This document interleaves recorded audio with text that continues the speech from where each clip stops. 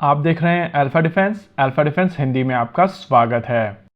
इस समय social media के ऊपर एक क्वेश्चन उठाया जा रहा है कि एडवांस मीडियम कॉम्बैट एयरक्राफ्ट यानी कि आमका के इंटरनल वेपन्स बेस छोटे हैं, जिसके चलते ये एयरक्राफ्ट बहुत सारी ऐसी मिसाइल सिस्टम्स को कैरी नहीं कर पाएगा जिनको आमतौर पर दूसरे एयरक्राफ्ट कैरी कर पाते हैं। अब इस तरीके की डिबेट्स बहुत जरूरी हैं और लगातार होते रहनी चाहिए, क्योंकि यही वो डिबेट है जिसके चलते चीजों का होराइजन बढ़ता है और आप ज्यादा डिटेल में डिफेंस टेक्नोलॉजीज के बारे में बात कर पाते हैं। देखिए, आमका के प्रोटोटाइप अभी फैब्रिकेट होना शुरू हुए नहीं है और इसी वजह से ऑफिशियली हम लोग इस चीज को क्लेम नहीं कर सकते हैं कि आमका के वेपन्स बे इस साइज के होंगे। हालांकि हम लोग एडीए की एक प्रेजेंटेशन देख चुके हैं, एरो इंडिया में एक टेक्निकल पेपर देख चुके हैं और कुछ डीआरडीओ डिजाइन डॉक्यूमेंट्स देख चुके हैं, जहां पर लिखा गया है कि इसकी इंटरनल वेपन्स बे 4.2 मीटर लंबी होगी और 2.2 मीटर चौड़ी होगी। अब थियोरेटिकली देखा जाए तो अस्त्रा मार्क 1, अस्त्रा मार्क 2 और अस्त्रा मार्क 3 4 मीटर से कम लेंथ वाली मिसाइल सिस्टम्स हैं और इन मिसाइल सिस्टम्स को काफी आसानी से इसके इंटरनल वेपन्स बे में डाला जा सकता है।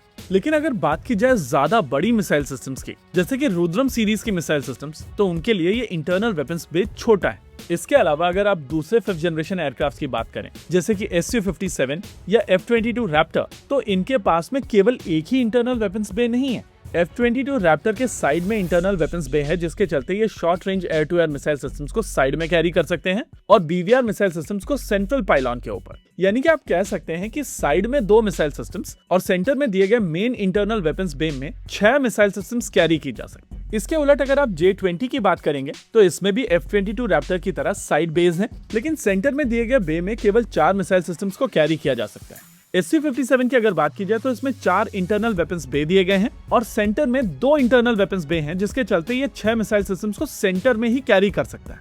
हालांकि इन तीनों में से कोई भी सिस्टम रुद्रम कैटेगरी की मिसाइल सिस्टम्स को इंटरनल वेपन्स बे के ऊपर कैरी नहीं कर सकता है और वो चीज दिखाता है कि इस तरीके के missile systems basically 4.5 generation aircraft के लिए ही बनी हुई है। दूसरी चीज, जब आमका की बात की जाती है तो आमतौर पर हम लोग एक चीज को भूल जाते हैं, एडवांस मीडियम कॉम्बैट एयरक्राफ्ट। आमतौर पर अगर आप किसी भी देश के एयरफोर्स को देखेंगे तो उनके पास में 2 तरीके के एयरक्राफ्ट होते हैं, एक लाइट कैटेगरी के एयरक्राफ्ट और दूसरे हेवी कैटेगरी के एयरक्राफ्ट। यूएस के केस में अगर आप देखेंगे तो आपको F-15 और F-16 दिखाई देंगे, चाइना के केस में J-10 और J-16 दिखाई देंगे, रशिया के केस में MiG-29 और Su-27 दिखाई देंगे।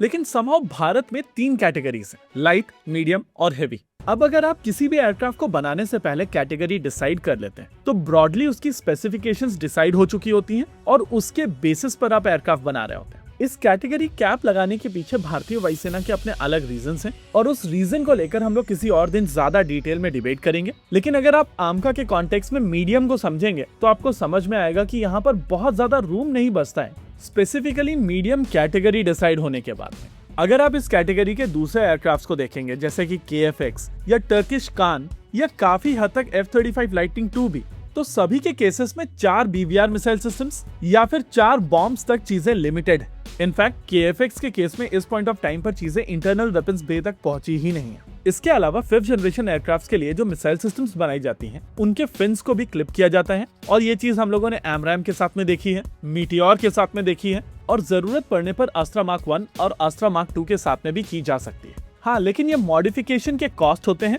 और उस हिसाब से इस एयरक्राफ्ट के साथ में जो मिसाइल सिस्टम्स यूज की जाएंगी वो कंपैरेटिवली ज्यादा कॉस्टलियर होंगी। लेकिन हम सभी को यहाँ पर एक चीज समझनी पड़ेगी कि 5th जनरेशन एयरक्राफ्ट को लेकर होल पॉइंट ही यही है कि ये एयरक्राफ्ट कॉस्टलियर होते हैं और इसी वजह से यूएस जैसे देश को F-22 रैप्टर्स को लेकर नंबर्स को लिमिटेड रखना पड़ा था और फिर F-35 जैसा प्रोग्राम स्टार्ट करना पड़ा था। होप इस तरीके के डिस्कशंस आगे भी चलते रहेंगे ताकि हम लोग इन सिस्टम्स के बारे में और ज्यादा डिटेल में बात कर सकें। इसी के साथ आज के इस वीडियो में रखते हैं केवल इतना ही। वीडियो को अंत तक देखने के लिए धन्यवाद। देखते रहिए अल्फा डिफेंस। जय हिंद।